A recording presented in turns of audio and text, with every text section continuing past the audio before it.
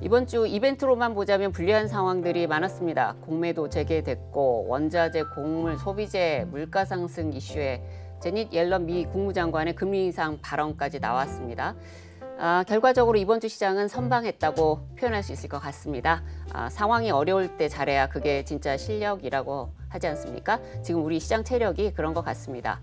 그리고 그 중심에 우리 여러분 개인 투자자분들의 힘이 있었던 것 같습니다. 오늘 첫 이슈는 우리 목재 가격 얘기해 볼 건데요. 지금 미국에서는 목재가 없어서 집을 못 짓고 있다고 합니다. 이 때문에 뭐 지금 미국 집값이 뭐 사상 최고치다 하면서 너무 올랐다 하는데 여기에 더 이제 올라가게 하는 기름을 붓는 역할을 하고 있는데요. 이 목재 도둑까지 등장하고 있다는데 오늘 이 부분 하나금융투자 이종원 차장 모시고 얘기 나눠보겠습니다. 안녕하십니까? 네, 안녕하십니까? 네, 화면에서만 뵙다가 오늘 직접 스튜디오에서 뵈니까 좋네요. 네, 오늘 진짜 이 목재 가격 뭐 이렇게 오르는 건 알겠는데 네. 도대체 얼마나 오르고 이유가 뭔가요? 지난해부터 이제 지난해까지 이 목재 가격이 굉장히 많이 하락을 했는데요. 물론 이제 수요도 많이 감소를 했었고, 그리고 지난해 그 캘리포니아에서 대형 산불이 있었습니다. 그랬죠. 그리고 호주에서도 대형 산불이 있었고요. 뭐 코로나에다가 화재까지 해가지고 뭐 이러다 지구 망하나 이런 생각이 들 정도로 굉장히 심각했었는데, 그러다 보니까 이제 목재를 이제 생산하는 그런 업체들에서 생산량을 굉장히 축소를 시켜놨습니다. 그래서 공급 부족이 상당히 이제 발생한 상황이고요. 그러다 보니까 지금 이제 목재 가격 자체가 지난해 이제 그 선물 가격을 이제 보게 될 텐데, 지난해 한 250% 정도까지 이제 빠졌던 그런 가격이 지금 현재 1,600까지 올라와 있습니다. 네. 그러니까 지난해 저점 대비해서는 한 5배, 6배 가까이 진짜 지금 많이 상승을 올랐네요. 한 상태인데요. 그러니까 지금 이게 제가 단기적인 그 흐름을 보여드리려는 게 아니라 긴 그 역사적 그 흐름을 보게 된다면 지금 역사적 고점을 넘긴 지 한참 됐습니다. 네. 그러니까 역사적 고점을 지난번에 이제 580 정도까지 갔던 게 그때가 2018년도에 이제 고점이었는데, 그것을 넘겨서서 지금은 이제 1,607까지 이제 급등을 하고 있는 상태인데요. 다른 이제 원자재 가격도 급등을 하고 있지 않습니까? 그렇죠. 근데 이 원목 가격을 제가 보고 나서 깜짝 놀란 게, 다른 원자재 가격도 급등을 하고 있지만 원목 가격은 특히나 너무나 더 급등을 하고 있다. 왜냐하면 지금 이제 다른 옥수수 선물 가격을 지금 또 보실 텐데, 이거 같은 경우에는 320 정도에서 지금 727포인트까지 올랐습니다. 그러니까 2배 정도까지 올라와 있는 상태고 역사적 고점에 근처에 있는 상태예요.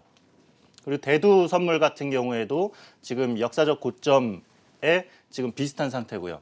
그리고 구리 선물 가격도 마찬가지입니다. 그러니까 단기적으로 대부분 다 해서 2배 정도씩은 올랐다고 보시면 되겠는데, 목재 가격은 2배가 아니라 5배, 6배가 올랐다는 거예요. 그만큼 네. 지금 심각하게 많이 올랐다는 상황입니다. 어떻게 보면 미 목재 선물가가 뭐 방금 얘기해 주신 대로 한 달 만에 37%가 올라가는 초유의 현상들이 좀 일어나고 있는데, 이게 어떻게 보면 일시적 현상이라고 좀 지켜보시는 거예요? 아니면 중장기로 좀 나타날 수 있는 부분이라고 보시는 거예요?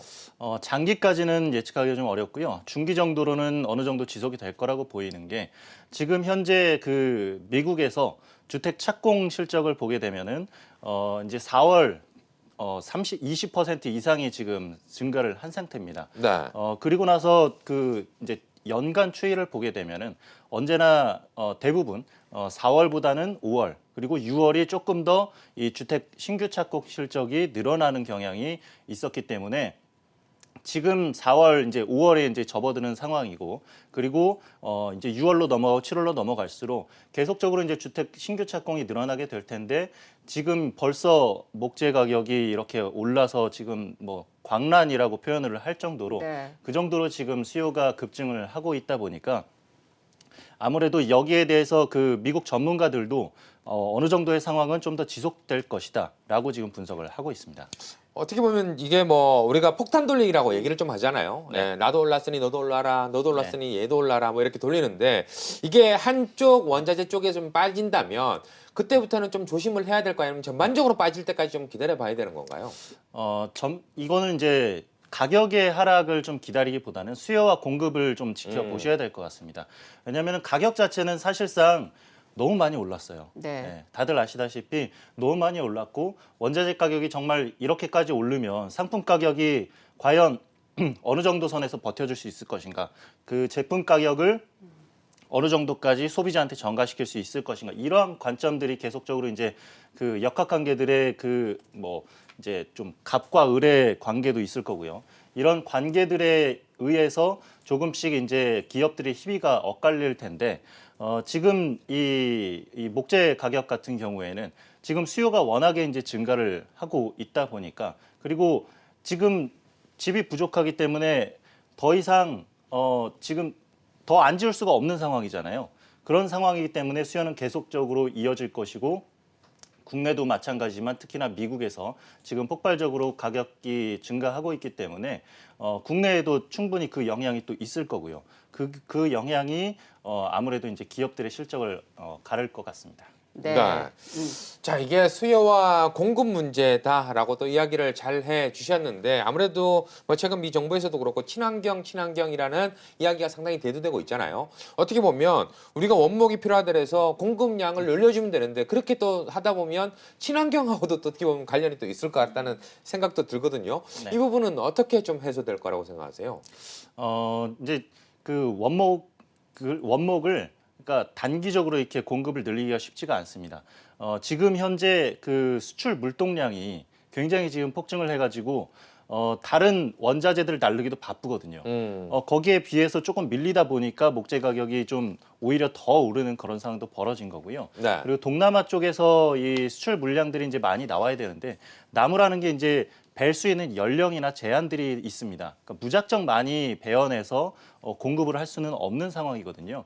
그렇다 보니까 사실 원목이 이제 이렇게 가격 오르다 보면은 그 반대적으로 이 대체재들, 그러니까 이제 플라스틱으로 만든 것들이라든지 아니면 폐목재를 활용하는 것들이라든지 이러한 것들의 대체재들의 가격도 동반해서 상승하게 되는 그런 효과는 나타날 것으로 보입니다.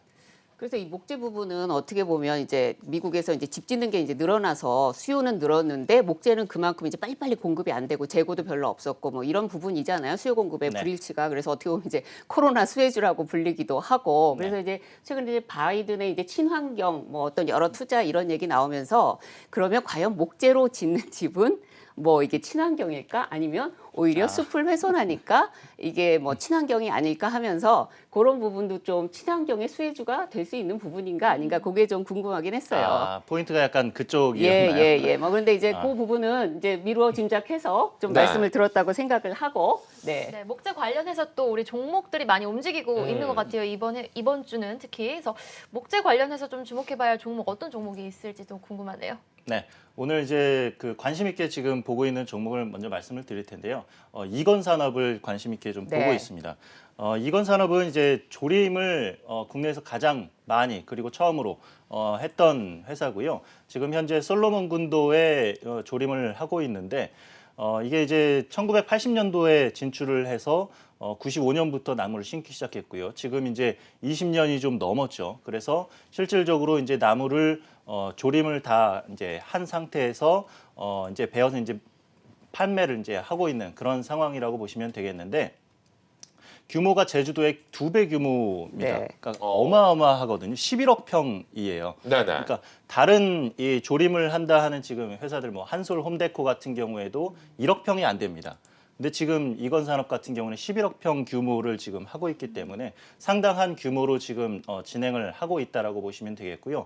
이게 이제 중국 쪽으로도 가기도 하고 뭐 북미로도 가기도 하고 여러 군데 이제 수출이 되고 있고요. 그리고 이 조림뿐만 아니라 이 칠레에서 이제 합판을 생산을 해서 안데스 산맥 쪽이죠. 그쪽에서 이제 그 나무를 가지고 합판을 생산해서 칠레에서 한 30% 소화를 하고요. 그리고 북미향으로 또 한 40-50% 소화를 하게 됩니다.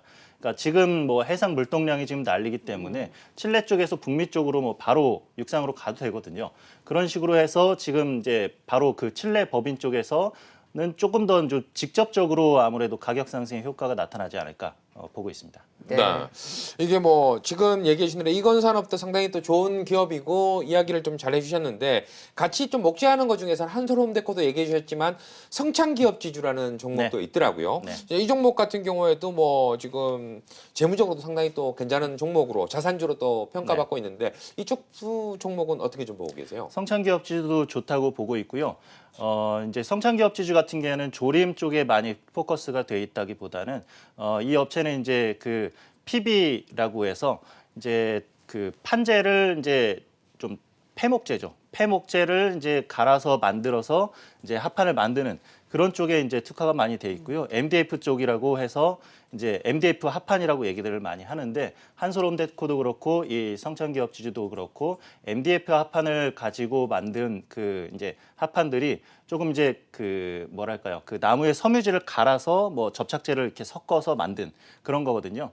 바로 그런 그 MDF 합판이나 그 PD 합판 같은 경우가 이 성창기업지주나 이제 한솔홈데코가 이제 하고 있는 사업인데 물론 이쪽도 원목 가격이 상승하다 보면은 동반해서 가격이 오르게 될 겁니다. 그렇게 되면은 아무래도 실적적인 측면에서 역시나 긍정적인 영향은 있을 것으로 보고 있습니다. 네. 뭐 일단 오늘 또 궁금하신 네. 거 저 있으면은 사실 가장 궁금했던 게 어찌 됐든 원자재 가격이 이렇게 오르니까 오늘 또 목재 관련된 관심까지 짚어주신 거잖아요, 이야기를. 근데 이제 네. 원자재 ETF에 관련돼서도 좀 관심이 많으신 분들도 있으신 것 같아요. 공매도도 지금 다시 재개가 된 지금 시점에서 원자재 ETF에 좀 관심을 가져보면은 좀 그래도 좀 안전한 방법이 아닐까 좀 투자자분들의 관심이 또 있을 수 있을 것 같은데 어떻게 보세요, 이 부분은? 원자재 ETF도 물론 좋은 이제 투자 판단이라고 이제 생각을 하고 있는데 사실 제가 ETF를 제가 보고 오지는 않았습니다. 저는 이제 ETF 쪽은 조금 답답한 경향이 좀 있어서 직접 투자하시는 분들은 좀 그렇죠. 그렇습니다. 이제 뭐 여러 가지 이제 종목군들을 아우르고 있기 때문에 ETF에 뭐 투자를 한다면 좀 편하다고 생각을 하실 수도 있겠지만 조금 더 이제 직접적인 그 종목들을 분석하고 투자하는 사람들은 아무래도 답답해서 어느 정도는 이제 뭐 투자 난 이것저것 모르겠다 하시면 이제 ETF도 괜찮다고는 보고 있습니다. 네, 이건 산업 간단하게만 좀 얘기 또 듣고 싶은 게 아무래도 이게 이제 탄소 배출하고도 연관이 좀 있잖아요. 네. 그 뉴스가 나오면은 조금 더 탄력적으로 움직일 수도 있겠죠. 그렇습니다. 탄소 배출권 이슈가 사실은 뭐 그렇게 뭐 불거지지는 않고 있는데요. 지금 이제 이 조림에 대한 사업들, 특히나 한솔홈데코도 그렇고 이건산업도 그렇고 조림을 조금 더 이제 비중을 좀 크게 가지고 있는 그런 회사들 같은 경우에는 이 탄소 배출권을 판매할 수 있는 그 사업권을 이미 등록을 다 해놓은 상태이기 때문에 탄소 배출권이 좀 그 이슈가 된다면은 뭐 물론 이쪽 업체에도 당연히 긍정적인 효과가 있을 것으로 보입니다. 네, 뭐 결과적으로는 친환경 관련 네. 주인 걸로 네. 이렇게 마무리를 지어보고요. 매매 전략 마지막으로 들어보겠습니다. 지금 이제 최근 들어서 뭐 이건산업도 이제 상당히 좀 상승세가 나오긴 했는데 사실상 2018년도 그리고 2015년도에 목재 가격이 고점을 찍었을 당시 그 당시가 그러니까 2015년이 이건산업이 한 3만 원 했었고요. 그리고 2018년이 2만 원까지 갔습니다. 근데 지금 현재 가격은 이제 14,700원 정도 지금 형성이 돼 있기 때문에 아직 지금 이 가격 상승분을 주가가 충분히 반영하지 못하고 있다고 저는 지금 판단을 하고 있고요. 물론 이제 지난해 실적이 뭐 1, 2, 3분기 좋았다가 이제 4분기에 뭐 이제 묵혀왔던 것들 좀 털어내면서 실적은 좀 주춤을 한 상태지만 이제 1분기부터 해서 2분기로 갈수록 지속적으로 이제 그 수익이 더 그러니까 그 높아질 것으로 이제 보이고 있기 때문에 지금 뭐 접근하셔도 충분히 가능하다고 보고 있고요. 목표가는 뭐 전 고점이었던 2만 원을 제시를 하겠고 손절가는 13,000원을 제시를 하겠습니다. 이거 기술적으로 보더라도 이건산업 같은 경우 월봉상에서 지금 고점끼리 내려오긴 하지만 이 부분에서 좀 돌파를 하게 된다면 위쪽으로 상승 흐름이 좀 강하게 나올 수도 있다. 이런 생각도 드네요, 진짜. 네. 네, 목표가 기대해 보고요. 네, 네. 이해수 캐스터 지금 시장의 특징주 뭐 있나요? 네, 일단 시장의 특징주 짚어보기 전에 오늘 코스피 코스닥 굉장히 흐름이 좋습니다. 네, 오후에도 상승 탄력은 유지되고 있고요. 이번 주는 화요일 오전 오전까지 출렁였던 시장이 금요일까지 열심히 만회하는 모습입니다. 영차 열심히 만회해주고 있는 시장. 수급적으로는 공매도 재개와 맞물리면서 생긴 외국인의 공백을 기관이 또 이렇게 아찔할 때 도와주고 있습니다. 거래소에서 3거래일 연속으로 매수 우위를 기록해주고 있는 기관입니다. 자, 수급적으로 들어오는 종목은요. 오늘 서울 반도체입니다. IT 종목들이 대부분 쉬어갈 때 서울 반도체 쪽에 연기금과 투신이 꾸준한 매수를 해주고 있는데요. 올해 사상 최대 실적이 기대가 된다고 하네요. 서울 반도체 수급 특징주로 꼽아봤고요. 그리고 테마로는 주택 공급 관련 테마입니다. 오늘 페인트, 시멘트, 그리고 건설 기자재 쪽의 테마가 출렁이고 있는 모습인데요. 올해 분양 50만 호로 가장 높은 수준을 기록을 했다고 합니다.